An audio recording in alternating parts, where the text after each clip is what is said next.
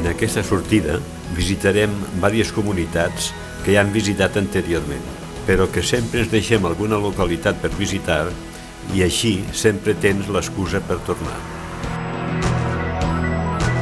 Abans d'ahir vàrem sortir de Premià de Mar per anar a dormir a Nuevolos, per visitar el monestir de Pedra.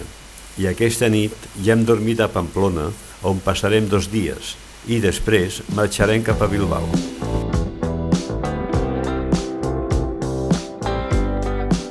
Pamplona va ser fundada pels romans i és mundialment coneguda pels seus famosos Sanfermines. Però més enllà de la festa, la capital de Navarra és avui una ciutat moderna i acollidora on podràs passejar entre muralles centenàries i carrers empedrats i assaborir els seus deliciosos pinxos en les tasques del casc antic. Segur que hem vist més d'una vegada a la tele la imatge del xupinasso a la plaça de l'Ajuntament de Pamplona, que cada any, el 6 de juliol, a les 12 en punt, des del balcó de l'Ajuntament al crit de Visca Sant Fermín, s'encén la metxa del coet que dona sortida a la festa i esclata la bogeria dels Sanfermines. I en la mateixa plaça és també on el 14 de juliol a les 12 de la nit es tanquen oficialment les festes amb espelmes i mocadors vermells a l'aire, entonant El pobre de mi.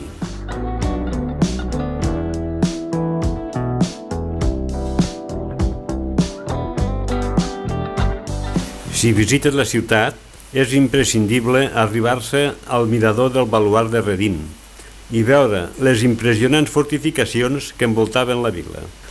En un lateral de la plaça hi ha la fonda del Cavall Blanc, possiblement el racó més buscat pels pamplonesos els matins de diumenge per fer una copa i escoltar música. Les vistes des d'aquest lloc són magnífiques.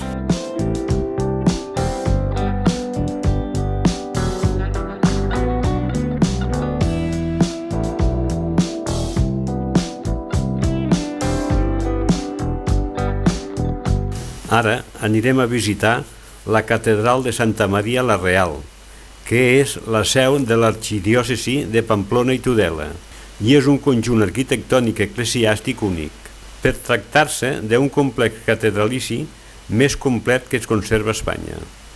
Doncs en ella es conserva el rebost, el refector, la sala capitular i el dormitori propi de la vida comuna, que al llarg dels segles s'han anat enderrocant en altres catedrals espanyoles.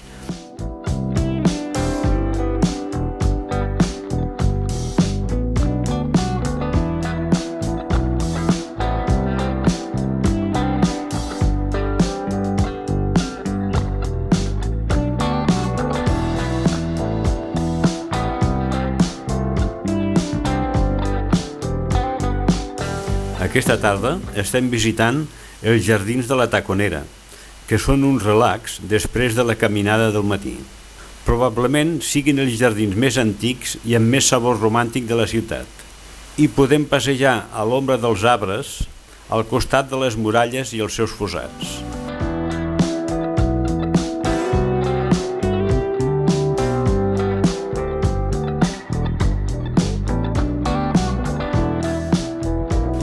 Estem davant de l'església de Sant Fermín, o Sant Sadurní, patró de Pamplona. És del segle XIII i no només va ser un centre religiós de la seva burg, sinó que les seves 2 altres torres i els seus poderosos i gruixuts murs el delaten en la seva altra funció, una fortalesa militar i defensiva en les habituals conteses que es lliuraven entre veïns dels diferents burgs medievals.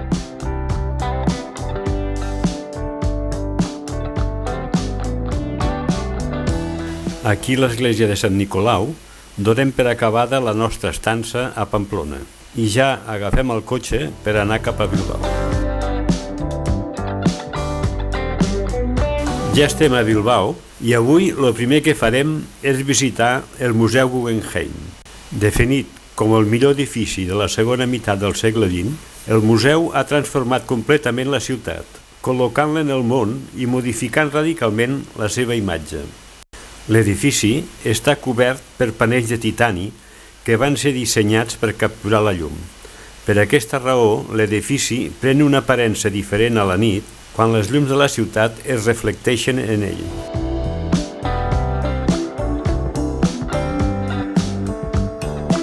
Davant del museu es troba una enorme escultura en forma de gos que l'han batejat amb el nom de Pupi, que nosaltres no hem pogut veure perquè l'estan restaurant.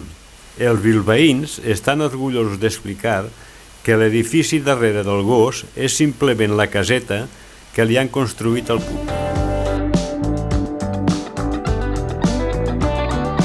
Bilbao és el cor palpitant del País Basc i també la seva ciutat més gran. És la ciutat més turística i més cosmopolita de la regió i que continua evolucionant constantment. La seva població es va disparar durant la industrialització i va prosperar gràcies a la producció de l'acer, el transport marítim, la indústria navillera i la banca.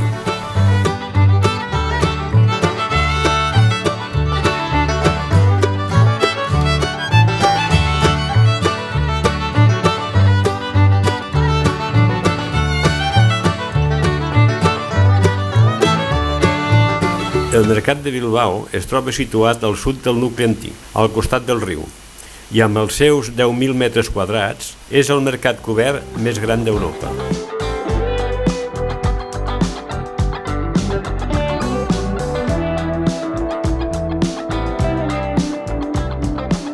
A tocar del mercat es troba l'església i el pont de Sant Anton.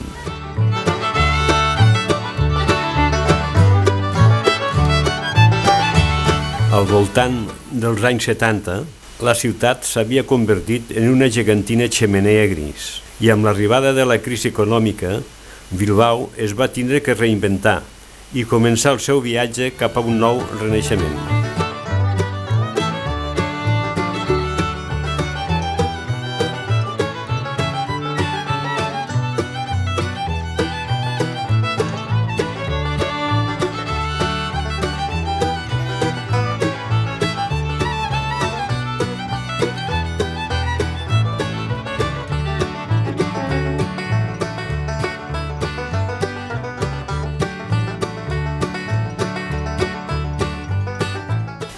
Estem entrant a l'edifici de la Alhòndiga, que és un dels edificis més representatius de Bilbao.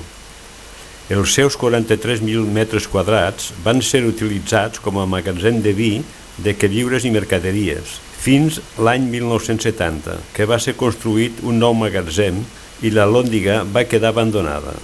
I a la fi dels 90 es va aprovar el pla per la seva renovació. L'estil clàssic de l'exterior contrasta amb l'espai interior completament nou, que il·lustra la nova cara moderna de la ciutat de Bilbao, i destaquen les 43 columnes de l'interior, cadascuna d'elles amb un estil únic. Estem donant fi al segon dia de la nostra estança a Bilbao i tindrem ja que marxar cap a Laredo, però no marxarem sense abans passar per la plaça Nova a provar els seus famosos pinxos.